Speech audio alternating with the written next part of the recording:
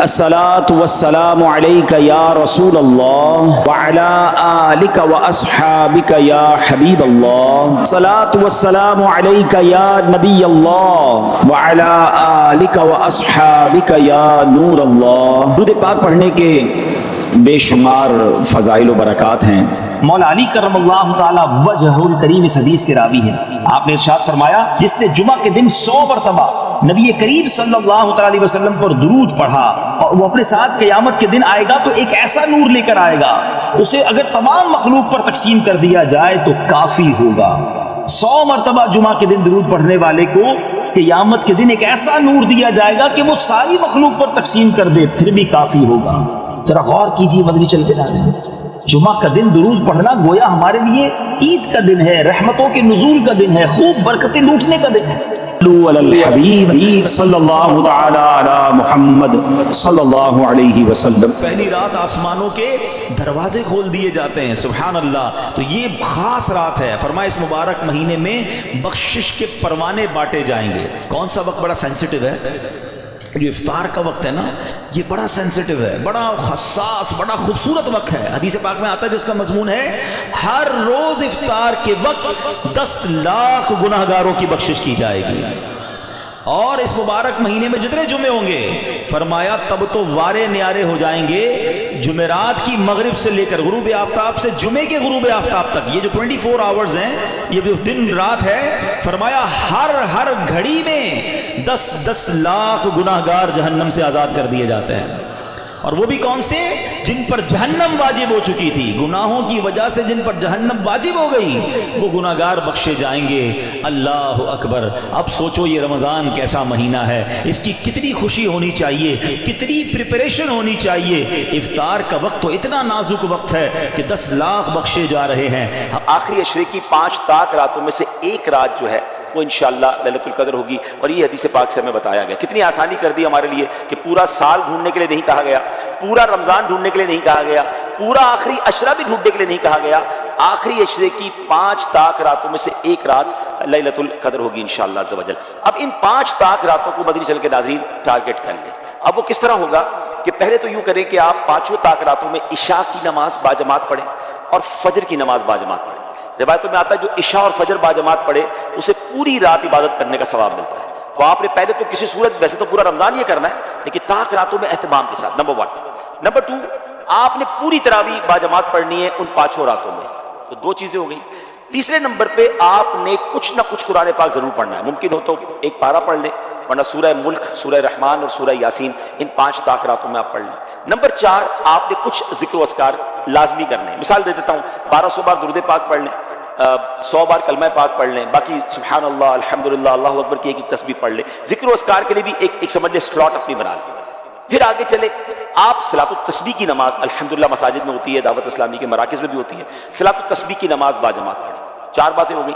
5ویں، آپ کسی بھی دینی اجتماع میں، یعنی علم دین کی محفل میں شرکت کریں۔ ماشاءاللہ دنیا بھر میں دعوت اسلامی کے مراکز میں اجتماعات ہوتے ہیں، مدنی مذاکرہ مدنی چینل پر ہوتا ہے، فیضان مدینہ میں بھی ہوتا ہے، اس میں بھی کچھ دیر آپ شرکت کر لیں۔ والدین حیات ہیں تو ان کے ہاتھ چومیں اور ان کو کچھ نہ کچھ تحفہ دیں اور ان سے دعائیں لے لیں۔ اگر حیات نہیں ہے، پاسبل ہے، تو قبرستان جائیں اور کچھ دیر کے لیے ان کی قبر پر حاضر دے دیں، سورہ یاسین انہیں انشاءاللہ ان کی بارگاہ میں وہاں جا کر آپ تلاوت کر لیں۔ اور پھر ایک آخری بات یہ ہے کہ آپ 5 راتوں میں کچھ نہ کچھ صدقہ کریں، جیسی آپ کی حیثیت۔ آپ 5 لفافے بنا لیں، 100 روپے کے بنا لیں، 500 روپے کے بنا لیں، جس کو اللہ نے وسعت دی ہے، 5000، 10000، 25000 کے جتنے بنا سکتے 5 انویلپ بنا لیں، اپنے ساتھ رکھیں۔ ہر طاق رات کو کسی غریب کو دے دیں، کسی مسکین کو دے دیں، کسی مسجد کے امام صاحب کو دے دیں، نیکی کے کام میں خرچ کرنا چاہیے، دعوت اسلامی یا کسی بھی دینی تنظیم کو دے دیں جس سے آپ کا اطمینان ہے۔ اب ہوگا کیا کہ یہ 6-7 ورائٹی والی آپ نے نیکیاں کرنی اور 5 طاق راتوں میں کی۔ ان میں سے جو رات لیلۃ القدر ہوگی، لیلۃ القدر خیر من 1000 شہر، آپ کی ہر عبادت ملٹیپلائی ہو جائے گی 1000 مہینوں کے برابر، اور اس سے بھی زیادہ۔ اللہ پاک اخلاص عطا فرمائے۔ 84 سال کا وہ بیش بنتے ناظرین۔ اول تو مجھے اور آپ کو پتہ نہیں کہ ہم 84 سال جیئیں گے کہ نہیں۔ اچھا جی بھی لیں گے تو 84 سال کنٹینیو عبادت تو کر نہیں سکیں گے، لیکن یہ ایک رات ٹارگٹ کر لی تو 84 سال سے تک و بیش 1000 مہینوں سے زیادہ عبادت کا ثواب ہے۔ کاروباری لوگوں کو کہا جائے 5 رات کام کر لو 1 کروڑ روپے ملیں گے، اگلا کہے گا 10 پہ 2 کروڑ ملیں گے تو میں 10 راتیں کام کرنے کے لیے تیار ہوں۔ تو یہ تو 5 راتوں میں لائف ٹائم کی نیکیاں ایک طرف، اور ایک رات کی نیکی ایک طرف ہے. تو پلیز کسی کو ضائع نہیں کرنا.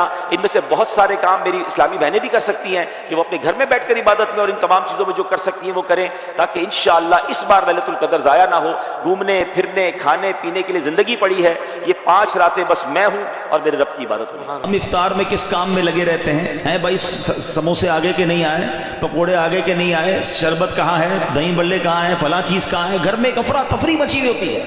پلیز ٹرائی ٹو انڈرسٹینڈ, یہ افطار کا وقت مانگنے کا وقت ہے, گر گڑانے کا وقت ہے, آنسو بہانے کا وقت ہے کہ مولا آج 10 لاکھ بخشے جا رہے ہیں, ان بخشے جانے والوں میں میرا بھی نام لکھ دے. کاش سارے اپنے گھر والوں کو بھی کہہ دیا کرو کہ چھوڑ دیں کچن کے کام, ہم بیٹھ جائے, جو ہو گیا تیار ٹھیک ہے. کیا ہی اچھا ہو کہ باپ بھی بیٹھا ہو, ماں بھی بیٹھی ہو, بچے بھی بیٹھے ہوں اور ہاتھ اٹھے ہوئے ہوں, اللہ کی بارگاہ میں التجائے ہوں, اے اللہ ہمارا گھرانہ تیرے دربار میں حاضر ہے, اے اللہ افطار کا وقت ہے, 10 لاکھ بخشے جائیں گے, اس بخشے جانے والوں میں ہماری فیملی کا, ہمارے گھر بار کا نام لکھ دے. اے میرے اسلامی بھائیوں, کچھ ایسا انتظام گھر میں کریں کہ 10 15 20 منٹ پہلے آپ سارے کاموں سے فارغ ہو جائیں, اب دعاؤں میں گزاریں. افطار سے پہلے بھی دعا کریں, مگر جو خاص مقبولیت کی گھڑیاں ہیں وہ عین افطار کے بعد ہیں. افطار میں لگ جاتے ہیں ہم, کوئی کھجور کھا لی, پانی پی لیا, دوبارہ ہاتھ اٹھائیں, دوبارہ مانگیں. یہ وقت ہے مانگنے کا, یہ قبولیت کی گھڑیاں ہیں. اللہ کرے کہ ہم ان لمحات کو پراپر انداز میں,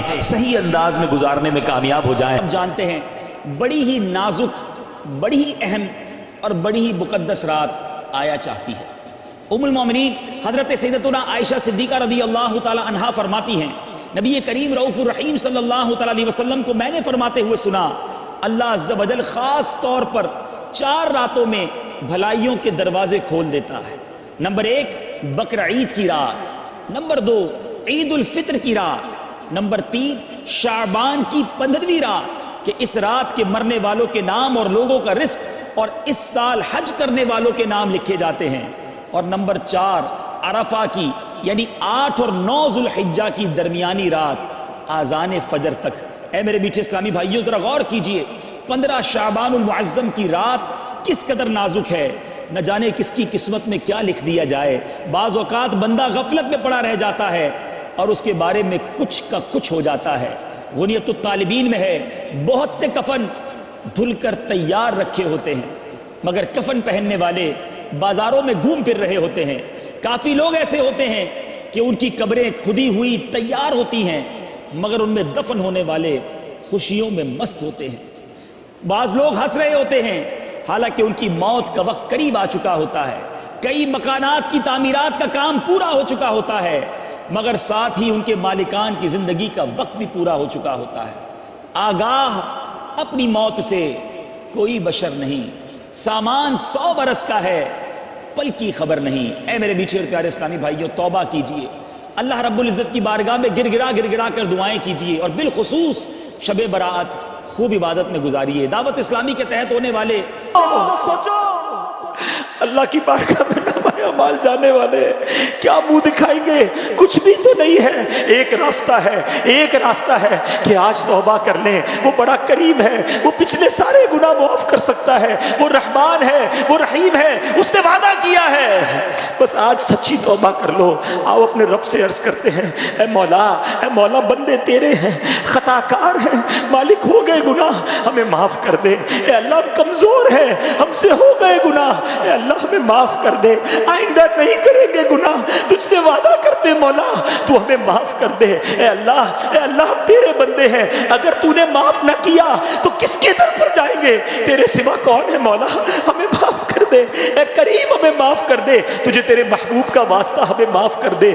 آؤ آج سچے دل سے پکارو اسے, توبہ کر لو. اب نہیں کرنے, ہم سب کو پتا ہے کیا کیا گناہ کرتے ہیں. آج توبہ کر لو, اب تو دن بھی تھوڑے رہ گئے. آپ کو پتا ہے شب برات یہ بھی لکھا جائے گا کہ آئندہ سال کس نے دنیا سے جانا ہے. کیا پتا یہ شب برات, بلکہ شب برات بھی ملتی ہے کہ نہیں پتا. غوث اعظم رحمت رضی اللہ تعالیٰ فرماتے ہیں کہ یہ وہ دن ہے کہ کچھ کفن دھل کر تیار ہوتے ہیں مگر یہ کفن پہننے والے دنیا میں ہنس رہے ہوتے ہیں. کچھ لوگوں کے گھر قبریں خود کر تیار ہیں اور وہ اپنے گھر بنانے کی فکر میں ہیں. کیا پتا کہ آج جو قبر گورکن کھود رہا ہے ہم میں سے کسی کے لیے تو نہیں کھود رہا. جو کفن بیچنے والا آج کفن لپیٹ کر استری کر کے پیکٹ میں ڈال رہا ہے, ہو سکتا ہے ہم میں سے کسی کا کفن تیار ہو رہا ہو. اے میرے پیارے اسلامی بھائیوں, توبہ کرنی ہے, اللہ کو راضی کرنا ہے, اب نماز قضا نہیں کرنی, اور شب برات سے پہلے اب ایسے اعمال شروع کر دو. آپ کو پتہ ہے